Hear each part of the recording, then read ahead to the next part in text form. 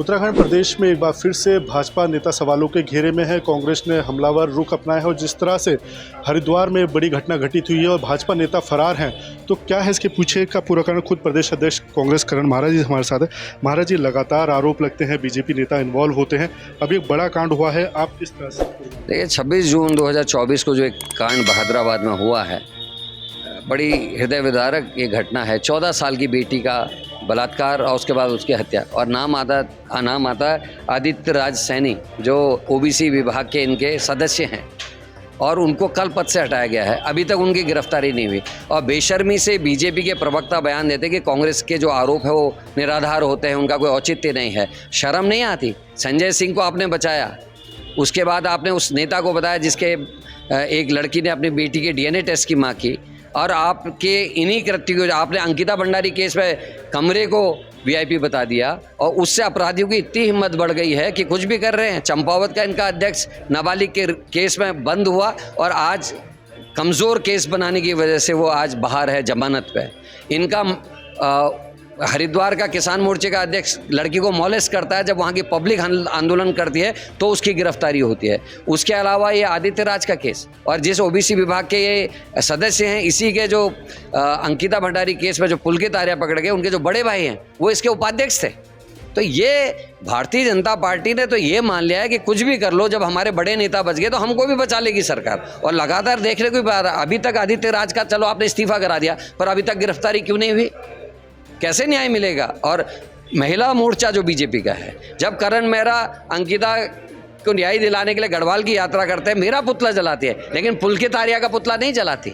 इनकी महिला मोर्चा आज भी आदित्य राज के खिलाफ एक शब्द बोलने के लिए तैयार नहीं है। महिला आयोग की बीजेपी की जो सदस्य अध्यक्ष जो हैं, वो एक शब्द नहीं बोलती। आखिर क्या ये छूट है कि बीजेपी का कार्यकर्ता अगर कोई महिला अपराध करेगा तो उसके खिलाफ ना बीजेपी की महिला संगठन बोलेगा, ना महिला आयोग की अध्यक्ष बोलेगी? ये क्या कारण है? तो यही साबित करता है कि भारतीय जनता पार्टी अकंठ जो है अपराध में डूबी हुई है। और एक बात आपकी जानकारी में और लाना चाहता हूँ, एनसीआरबी की रिपोर्ट ये कहती है। मैं यही आपसे पूछना चाहता, आपने आंकड़े जो रखे उसमें एनसीआरबी के 2020 से अब तक के रखे हैं, उत्तराखंड नंबर 1 बता रहे हैं, जिस तरह के आंकड़े देख रहे हैं, क्या लगता है इसके पीछे? देखिए, संरक्षण, अगर अपराधियों को संरक्षण नहीं होता तो इनके कार्यकर्ता और इनकी क्या इतनी हिम्मत होती ये सब करने की?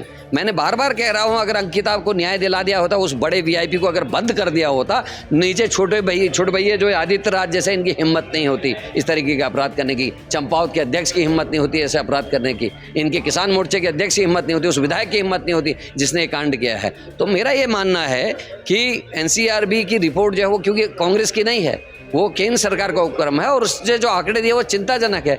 9 हिमालय राज्यों में पहला स्थान, और लगातार 4 साल से हम उसी स्थान पे बने हुए। इस देवभूमि की बेइज्जती कर दी है। दूसरा, उसमें जो सबसे बड़ी एक चीज़ देखने के भाई, पूरे देश में बहुत छोटे राज्य हैं, हम पूरे देश में भी 6ठे स्थान पे हैं महिला अपराध में। तो इससे बड़ी शर्मनाक बात और क्या हो सकती है? कांग्रेस इस पूरे मामलों को लेकर क्या कुछ करने जा रही है? देखिए, हम लोग आज वहाँ एसएसपी कार्यालय या कुछ कार्यक्रम है, हमारी महिला विंग वहाँ काम कर रही है, क्योंकि चुनाव का माहौल है, कई चीज़ें देखनी पड़ती हैं, वहाँ सख्ती है दूसरे किस्म की। और हम इन सभी विषयों को आपकी मदद लेकर, आपकी मदद से हम जनता तक ले जाएंगे। जनता में अवेयरनेस आएगी तभी कुछ होगा, नहीं तो अंकिता भंडारी मरती है और पौड़ी की सीट फिर भी भारतीय जनता पार्टी जीतती है। तो ये हमको मानसिकता बदलने की ज़रूरत है। खासकर पहाड़ के जो हमारे लोग हैं, उनको अब समझना होगा। अग्निवीर योजना उनके विरुद्ध थी, अंकिता का केस उनके खिलाफ था, केदारनाथ में सोने की चोरी हुई, और जो सनातन के नाम पर वोट मांगते हैं उस सरकार ने आज तक जांच नहीं बैठाई। तो ये चिंता के विषय है भाई। जोशीमठ बर्बाद हो गया और जोशीमठ के बूथ जो है बीजेपी जीत जाती है, तो ये चिंता का विषय है। जनता जब तक नहीं जागरूक होगी तब तक कोई दल, कोई नेता कुछ नहीं कर पाएगा। ये थे उत्तराखंड कांग्रेस के प्रदेश अध्यक्ष करण महाराज जी, जिन्होंने कई मुद्दों को लेकर बेबाकी से बातचीत की है। और साफ है कि जिस तरह से उत्तराखंड प्रदेश के भीतर कई मामले सामने आए हैं और एक के बाद एक बीजेपी नेताओं का इन्वॉल्वमेंट उनमें खुलकर दिखा है, इसको लेकर अब कांग्रेस जागरूकता अभियान चलाने की बात कर रही है। धरातल भी कई कार्य होंगे, लेकिन सीधे तौर पर अध्यक्ष का साफ तौर पर यही कहना है कि लोगों की मानसिकता बदलने की ज़रूरत है। अपने सहयोगी रुपेश नेगी के साथ अजीत काम्बोज, देहरादून।